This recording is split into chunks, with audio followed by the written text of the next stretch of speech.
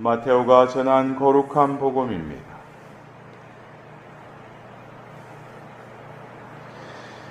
그때 예수님께서는 당신이 반드시 예루살렘에 가시어 원로들과 수석 사제들과 율법 학자들에게 많은 고난을 받고 죽임을 당하셨다가 사한날에 되살아나셔야 한다는 것을 제자들에게 밝히기 시작하셨다. 그러자 베드로가 예수님을 꼭 붙들고 반박하기 시작하였다. 맙소사 주님, 그런 일은 주님께 결코 일어나지 않을 것입니다. 그러나 예수님께서는 돌아서서 베드로에게 말씀하셨다. 사탄아, 내게서 물러가라. 너는 나에게 걸림돌이다. 너는 하느님의 일은 생각하지 않고 사람의 일만 생각하는구나. 그때 예수님께서 제자들에게 말씀하셨다.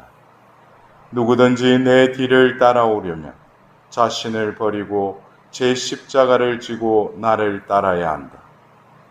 정녕 자기 목숨을 구하려는 사람은 목숨을 잃을 것이고 나 때문에 자기 목숨을 잃는 사람은 목숨을 얻을 것이다. 사람이 온 세상을 얻고도 제 목숨을 잃으면 무슨 소용이 있겠느냐? 사람이 제 목숨을 무엇과 바꿀 수 있겠느냐? 사람의 아들이 아버지의 영광에 쌓여 천사들과 함께 올 터인데 그때 각자에게 그 행실대로 갚을 것이다. 주님의 말씀입니다.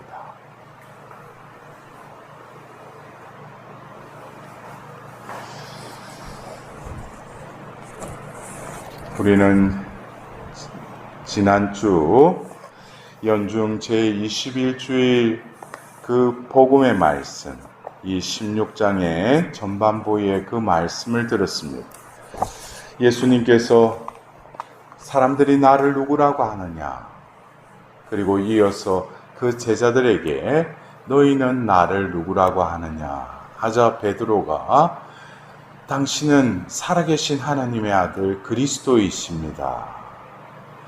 그러자 예수님께서는 복되다라고 말씀하셨어요. 그랬던 그 베드로. 그러나 오늘은 이 16장 21절부터 예수님께서는 순환 예고를 하십니다. 그러자 또 베드로가 예수님을 꼭 붙들고 반박하기 시작하였다. 이 반박하기 시작하였다. 이것은 결국 뭐겠습니까?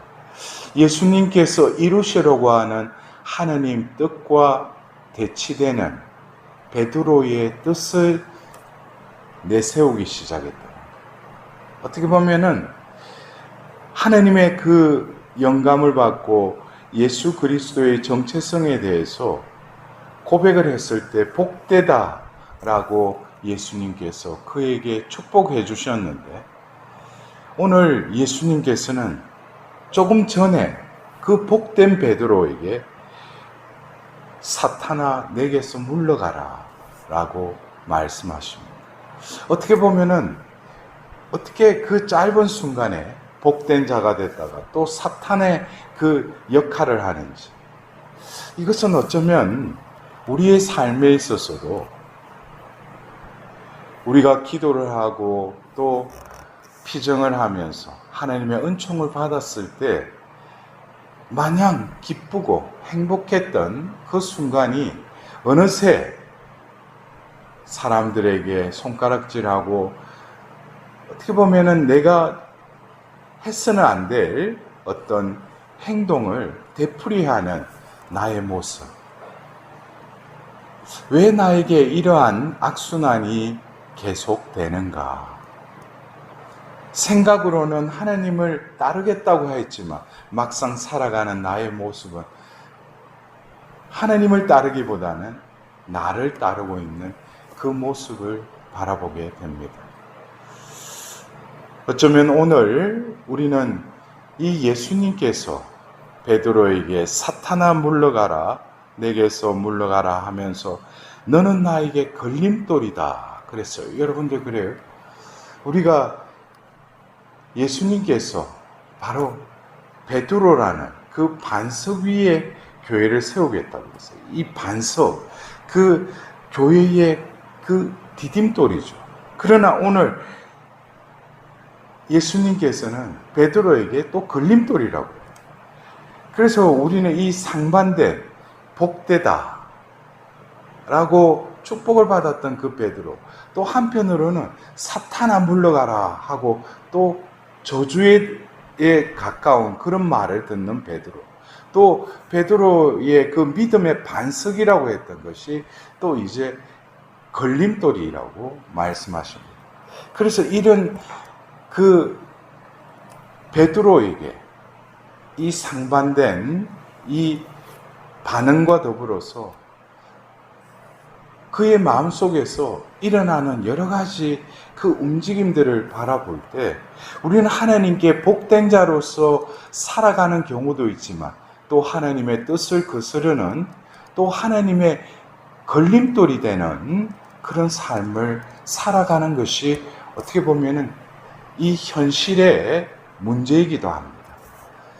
그렇다면은 우리가 이렇게 왔다 갔다 우왕좌왕하는 이러한 신앙의 삶, 그러나 결국 하나님께서는 우리를 부르셨을 뿐만 아니라 우리의 존재를 당신의 뜻에 의해서 당신의 그 열매를 맺기 위해서 이러한 그 과정을 통하여서 결국 그를 당신의 그 뜻에 맞는 자로 변화시키는 것이 바로 하나님의 계획이기도 하십니다. 그래서 오늘 우리가 들은 제2독서 로마서 12장 2절에 여러분은 현세에 동화되지 말고 정신을 새롭게 하여 여러분 자신이 변화되게 하십시오. 우리는 하나님이 부르셨고 하나님의 계획이 있으시다면 내가 변화되기보다는 하나님께서 나를 변화시킬 수 있도록, 그래서 바로 앞절에 여러분의 몸을 하나님 마음에 드는 거룩한 산제물로 바치십시오. 이것이 바로 여러분이 드려야 하는 합당한 예배입니다. 그래서 내가 무엇을 바꾸려고 하기보다는 하나님께 우리의 이 언제 어디로 튈지 모르는 럭비공과 같은 나 자신을 하나님께 온전히 그냥 내어드리는, 그것이 하나님 편에서는 오히려 나를 당신의 그 변화의 섭리에 이끄시는 데 있어서는 좋은 조건이 될 수 있다. 그래서 우리는 오늘 1독서에 예레미야 예언자가 예언자로서의 그 소명을 받았지만 또 그 담아주시는 그 말씀을 선포했을 때 다가오는 그 반응 속에서 인간적인 그 고통을 하나님께 또 고백합니다. 그러나 자신이 받은 그 소명을 거부하려고 하면 할수록 자신의 그 마음 속에 뼛속에 가두어둔 주님 말씀이 심장 속에서 불처럼 타오른다고 그랬어요. 이것을 보면은 분명히 하나님의 뜻은 이루고야 마신다는 것이죠. 그렇다면 이런 가변적인 어디로 튈지 모르는 나의 이러한 현 상황 속에서 오늘 예수님께서는 그 말씀을 하시고 나서 목숨에 대한 말씀을 하십니다. 자기 목숨을 구하려는 사람은 목숨을 잃을 것이고 나 때문에 자기 목숨을 잃는 사람은 목숨을 얻을 것이다. 어떻게 보면 이 목숨을 우리는 얻기를 원합니다. 목숨을 잃기를 원하지 않죠. 그러나 그것은 어떤 차원에 있어서 본능의 차원이죠.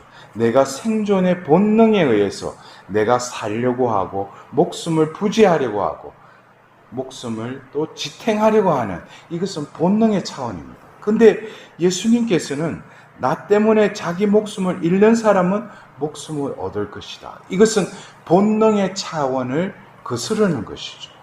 그러면 이 차원은 어떤 차원이겠습니까? 거기서 먼저 우리는 이 목숨이라는 이것이 우리에게는 너무나도 소중합니다.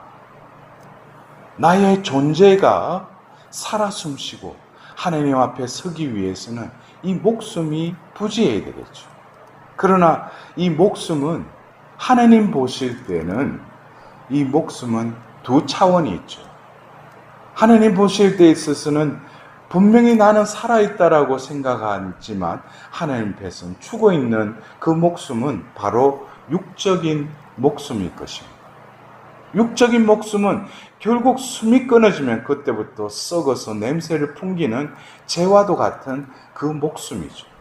그러나 하나님 보실 때 살아있는 그 목숨은 하나님과 통교할 뿐만 아니라 하나님이 원래 지으신 그 목숨을 발견하고 그 목숨을 살아가려고 하는 이들에게 있어서는 단어로서는 목숨이지만 또 다른 차원, 영원한 생명을 지향하며 살아가는 그 목숨으로 살아가는 것입니다.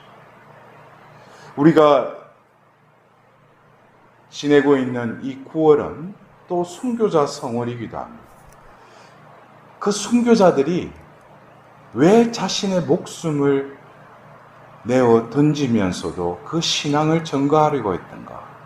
그것은 본능의 차원이 아니라 영원한 생명의 목숨을 알았을 뿐만 아니라 믿기 때문에, 희망하기 때문에 그 믿음으로 자신의 그 목숨을 내어드린 것입니다.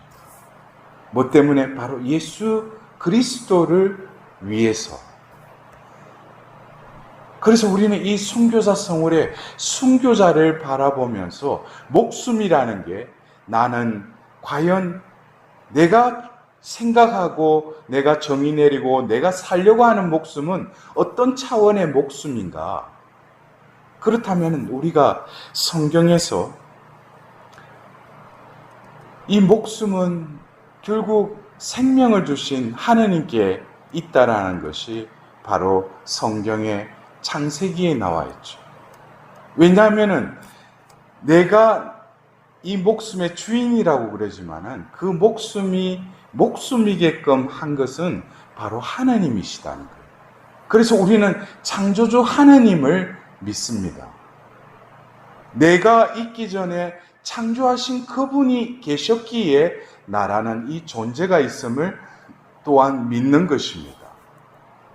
그래서 우리를 목숨이게끔 하신 분은 바로 목숨 자체이신 그분께서 우리에게 생명을 불어넣으셨기에, 그래서 바로 창세기 2장 7절에 먼지로 빚은 그 코에 숨을 불어넣으니 비로소 생명체가 되었다라는 그 말씀은 바로 나의 목숨은 나의 목숨이 아니라 바로 그 내 목숨의 근원이신 그분의 생명이 나에게 닿았고 그 목숨의 생명이 나에게 머물러 있을 때 원래 하나님이 창조하신 목숨을 나는 살아갈 수 있는 것입니다.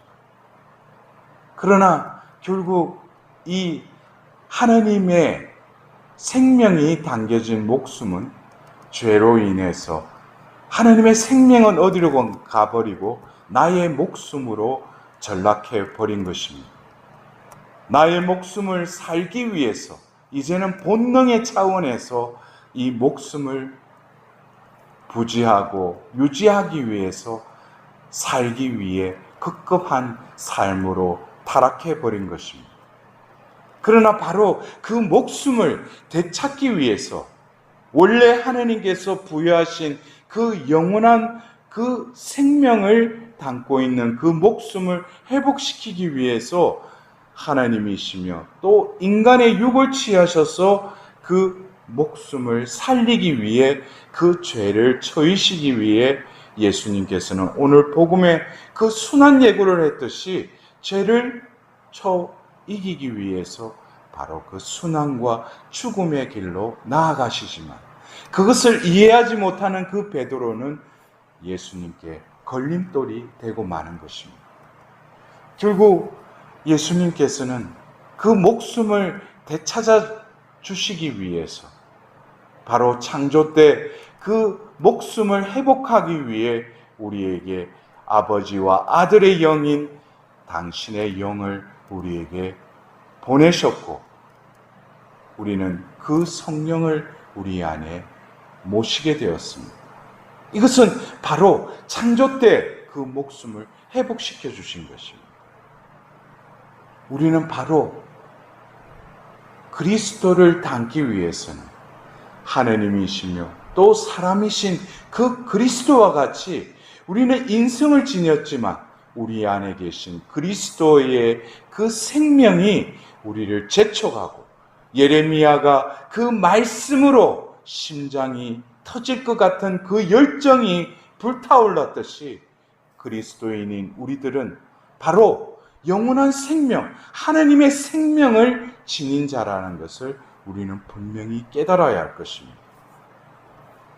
그렇게 할 때 현세의 삶도 왔다 갔다 어떻게 할 줄 모르는 삶 속에서도 이제 혼돈은 그치고 질서가 잡힌 생명의 길이 열리는 것입니다. 그래서 사도행전은 성령을 받고 새로이 변화된 이들을 새로운 길을 찾은 일이라고 루카복음사가는 적고 있습니다. 새로운 길, 그 참 생명의 길로 나아가는 이들이 바로 그리스도인인 것입니다.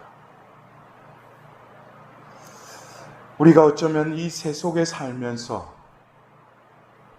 많은 이 거짓된 목숨을 부추기는 이 세상의 혼란 속에서도 우리의 순교 성도들과 같이 바로 우리들도 그 영원한 생명의 길로 나아가는 그 복된 자가 될 때 이제는 예수님의 걸림돌이 아니라 예수님의 디딤돌이 될 것이고 이제는 예수님의 그 뜻을 위배하는 배신자가 아니라 예수님을 위하여 그 신앙을 전가하는 또 다른 백색의 순교자가 될 것입니다. 우리의 삶이 어쩌면 끊임없는 디딤돌과 걸림돌이 놓여져 있듯이 우리의 신앙의 삶에 있어서도 예수님은 바로 우리의 걸림돌이 아니라 디딤돌이시며 또 지지대이심을 우리는 고백해야 할 것입니다. 우리가 구원의 길로 나아갈 때 그분께서 몸소 우리를 이끄시며 길로서 우리를 인도하실 뿐만 아니라 그 생명의 문으로 들어가도록 우리를 이끄실 것입니다. 오늘도 진정으로 이 주일 하나님께서 우리를 부르셨고 우리에게 부여해 주신 그 영원한 생명의 목숨을 나의 목숨으로 여기고 그 목숨을 지닌 자로서 합당한 삶을 살아갈 수 있도록 하나님의 자비를 구하도록 합시다.